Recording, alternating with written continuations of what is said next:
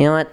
It's been a while since PsyPoints talked about a specific film, so I want to take this time to talk about a series that's taken the world by storm. Last month, the Korean thriller Squid Game was released on Netflix and achieved global success, basically.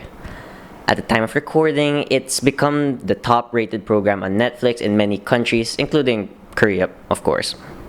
So, there's just a goddamn airplane. You know, there's just something about dystopian futures and survival games that's so incredibly entertaining, and in this episode of Psypop, I want to explore why. Welcome to Psypop. In this series, we'll be tackling how pop culture or something in pop culture has displayed a phenomenon where we can learn from it in the context of psychology and or mental health. And if you like this series and don't want to miss out on future episodes, don't forget to show us support by liking and subscribing to the channel. And don't forget to click on the bell icon to get a notification whenever we post a new video. It all begins with dystopias, which is a genre of fiction tackling the idea of dark societies where there's little to no freedom and life for the ordinary citizen is rife with injustice. Images of the nightmarish societies of Orwell's 1984 or Huxley's Brave New World are some of the classic examples that come to mind. Within that deep sea that is the dystopian genre, there's a subgenre of that which has gained a large following over the years, which are survival games. The survival game genre is all about people killing each other and all the other lengths they would go to survive. It can come in different forms of media like books, movies, and video games. In this genre, it's usually stated that only one or a set number of people can survive at the end of it all. The origins of this genre can be traced all the way back to one particularly grim novel turned manga turned film, Battle Royale. Insert Fortnite joke somewhere in there, I don't know. The original story, written by Koshun Takami, is dark. It takes place in an alternate Japan ruled by a fascist government. In an attempt to prevent any rebellion, they enact the Battle Experiment Number 68 program. It's so close to the funny number, but 68. Involving high schoolers. These high schoolers find themselves in a remote location where they're forced to kill each other until one is left alive. Taking it a step further, and to ensure that slaughter will happen, explosive collars are placed around their necks and are triggered if that individual refuses to kill their classmate. A year after its publication, it received anime and manga adaptations and hit the mainstream, laying the groundwork for many other stories of its kind in the future. With that all said, why do people like Squid Game? Well, K-dramas are incredibly popular these days, so some would say that it's because it's Korean that it became more popular. You can also say that the survival genre is getting more popular nowadays with the release of other series in the same genre like Alice in Borderland, but that kind of completely disregards all the hard work from the entire crew of all of those shows. One of the crucial ways to create a good survival series is by creating characters that viewers can relate or feel attached to. For example, the Danganronpa series successfully created characters that would make viewers wish they would survive until the very end of the show.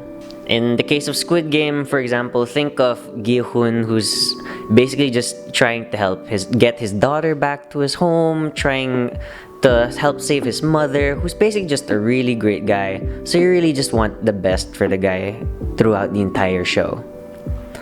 Along with that, they also showed instances where their favorite characters ended up initiating the murder themselves. A la Sang-woo. Spoilers, I guess, but it's already been a month. It's already in the mainstream eye. I can say what I want. In the same way, Squid Game showcased characters that viewers may feel empathetic towards, like Gi-hun, who, after everything he went through, is basically an anime protagonist, and I love him for that. Will their favorite characters live or die, or worse, will they be the ones who initiate the murder of conflict. Who knows? And that's the beauty of the genre. Survival games and films often reflect the darker side of humanity and how we as humans can overcome them no matter how desperate it may seem. For example, The Hunger Games is supposed to show the divide between social classes and how people of wealth and power tend to manipulate over the lives and well-being of those below them. In the same way, Squid Game represented a world where people may take advantage of people's desperation for their own entertainment and other personal use, which was very relevant to today's society in Korea, today's society in any first world country really, and just overall life itself. Ever since the start of the pandemic, games and films about survival games have risen in popularity. Professor Susan Watkins, an expert on post-apocalyptic writing, post-apocalypse, we're in a post-apocalypse, she theorized that it's because we're living in apocalyptic and dystopian times and people want to see what they're currently experiencing worked out in imaginative forms.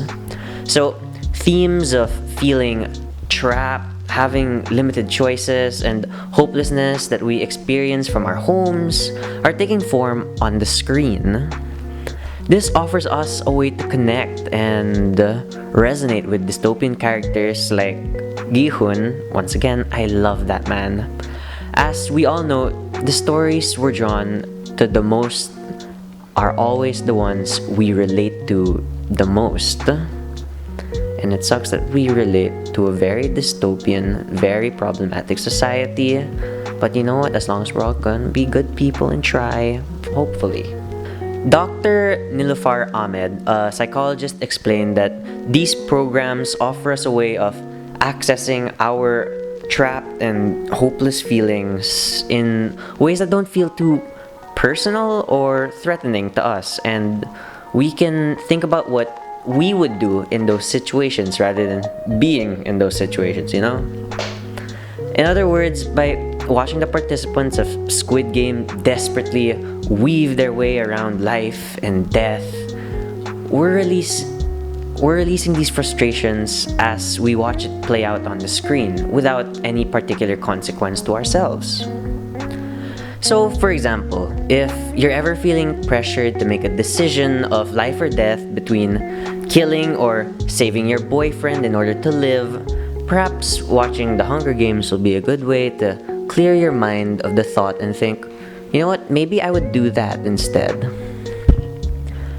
There are lots of examples of shows like Squid Game, admittedly, which you can compare amongst each other and see similarities, especially if you're an anime or manga fan. We've been spoiled with this type of content forever. It's nothing particularly new, to be honest. So, although this may not be a new concept or even the best example of survival games as a genre for some, I'm happy it's gained mainstream appeal. It displayed the quality of Korean cinematography and introduced the genre to a large-scale audience, which is what matters in the end, really. To end the video, I'm gonna display a few examples here on screen. Hiya! Pa, pa, pa, pa, pa, pa, pa. And hopefully, you guys find something you can enjoy as well. With that said, I hope you all enjoyed those recommendations or take our recommendations to heart. And if you have your own recommendations of shows, by all means, please comment them down in the comment section below.